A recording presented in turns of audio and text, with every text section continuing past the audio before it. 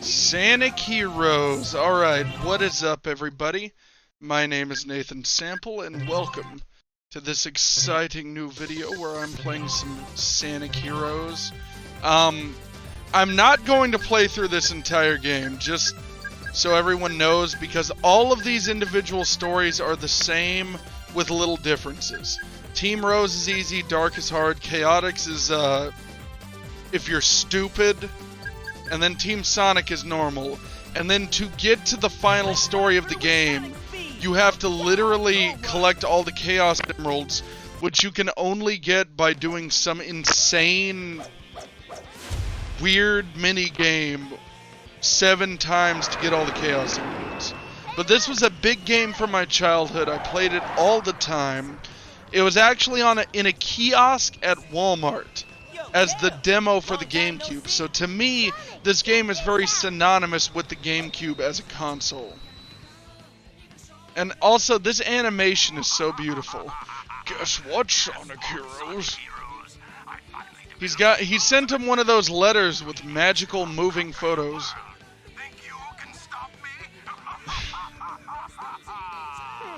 Sounds like an invitation to party. What are we gonna do, Sonic? No worries. We've got this one. Ha! Think I'd miss this? Time to crack that Eggman wide open. Yeah, let's We're gonna literally bust a skull open with a cool baseball bat. That plane would have crashed. They just jumped out of the airplane. That clearly would have crashed, but whatever. So we're going into Seaside Hill. This game has not aged terribly well, in my opinion. It is by no means a bad game, but yeah, it did not age that well. I would say, in terms of the quality of the early 3D Sonic games, there's Sonic Adventure 1 is my favorite, there's Sonic Adventure 2, and then there's this one. I think all the other ones for the GameCube and everything, and for the PS3 era as well, were okay.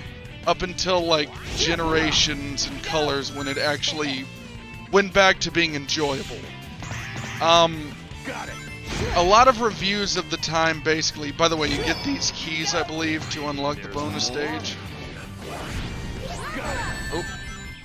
I just lost all my rings. Let Sonic take care of this. I will say, when this game is in motion, it is so satisfying and fluid to play. Like, just running around the world, even the homing attack feels pretty good in this game. What does not feel good, especially because I used to own the PS2 version as well, the PS2 version is very wonky, has a lot of glitches. This version is a lot easier, a lot more well-polished, I'll say. It was clearly optimized for the GameCube. I don't know why Sonic needs to get in a cart. In fact, he's literally pushing the cart to begin with. So why does it matter?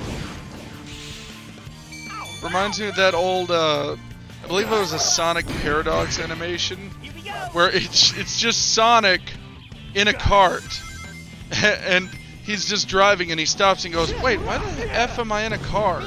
And then it just has a title and it goes, and that's why Sonic Drift sucks. And I mean, that game doesn't even suck because of that, it sucks because the actual design of it is objectively terrible. But still, whatever. Ah! How? How did I miss? How is Tails strong enough to hold the body weight of both Knuckles and Sonic at the same time anyways?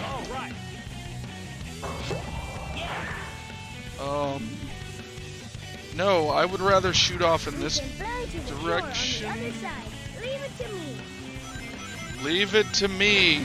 I know we just shot ourselves out of a cannon like a bunch of circus freaks and we're already here, but you leave it to me, Sonic. I've got this, bro.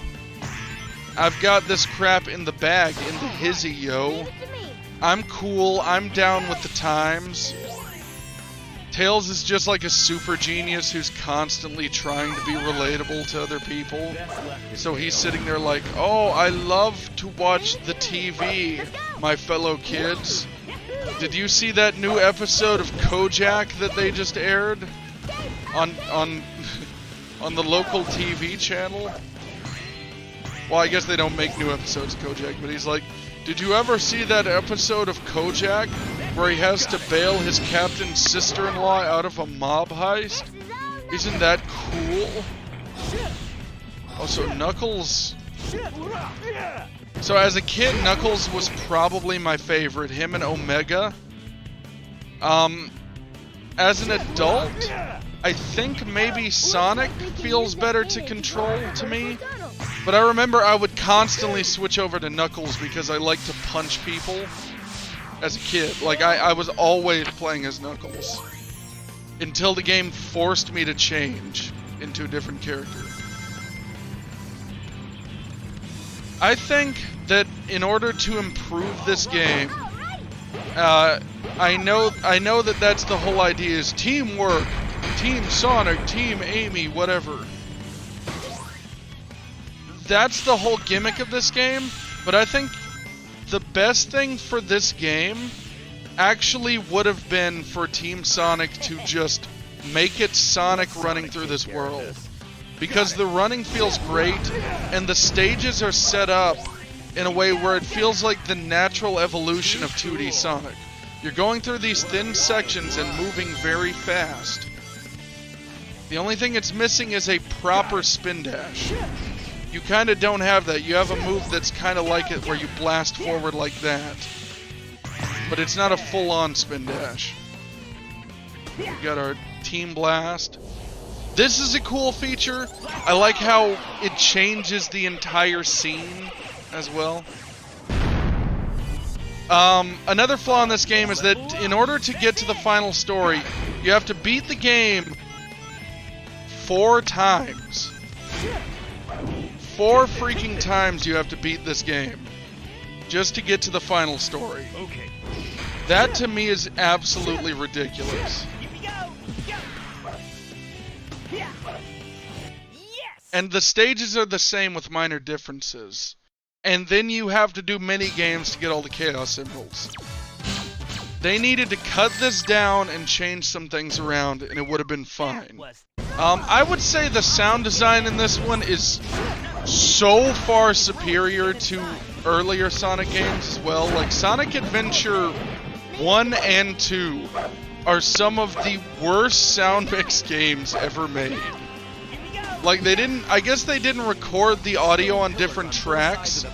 Maybe they just did the mix live, so it was all mixed down in a way where it couldn't be altered. But, you know, Tails and Sonic will be having a conversation in Adventure 1, and not only does Sonic have kind of a weird stroke face because of the way that they lip-synced it for the Japanese dialogue and then just recorded American dialogue over it. But they also have the music blasting half the time in the background. So Tails will be sitting there talking, and you won't hear them entirely. You'll hear, "I wanna fly high!" over everything. And then on top of that, the voice acting itself, none of the voice actors were actually... I guess this is the story that I've heard. They didn't have very good direction. So they were constantly kind of guessing the context of what they were even saying, which is not a good thing to do. Yeah! If we use triangle dive, we can move all around while gliding. Let's try getting items if we can. I will say, as the game goes, the stage design also gets a lot more irritating. Like, this feels fluid, but then later stages, like the Haunted Castle, are not as good as this.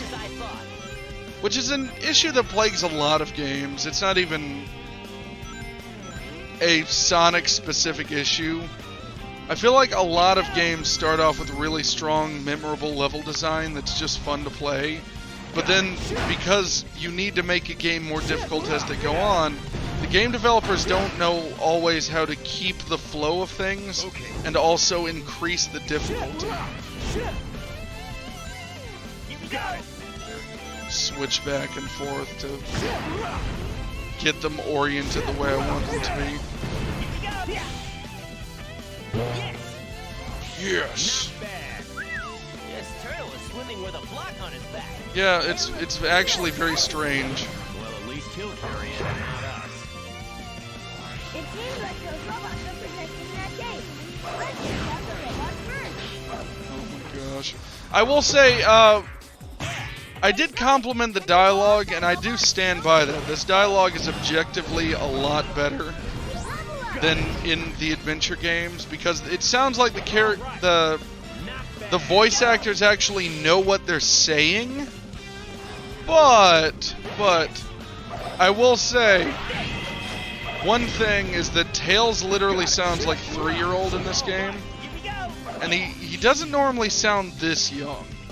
Like, he's a kid, and in the Sad AM cartoon, he's definitely like a little kid. But, no, he sounds like he's actually like 5 or 6 in this game. Like that, like, yeah, woohoo. I think the spin dash, or not spin dash, the homing attack is very improved in this game. It's still not perfect. I think I used to not like it in the boost formula games at all, but now that I've played them having that lock-on feature, while it feels more restrictive, it is much more precise and you know more what you're doing with that. And so I do think that that's a better way of doing it. But out of all the the old school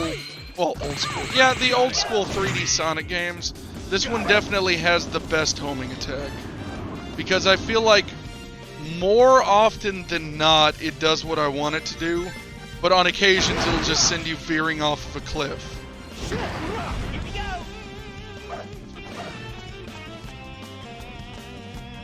Got it.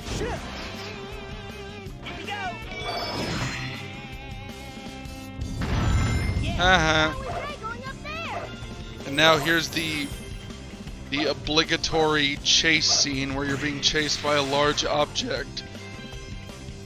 Which, in this world, I don't understand why there's just a giant tribal-looking wheel that has been set up as a death trap like this.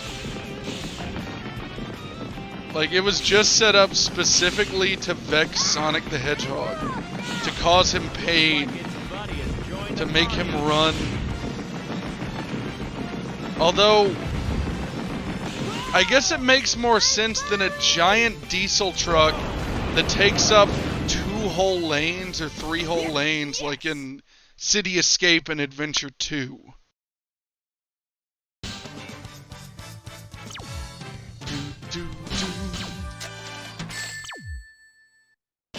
Perfect. Perfect.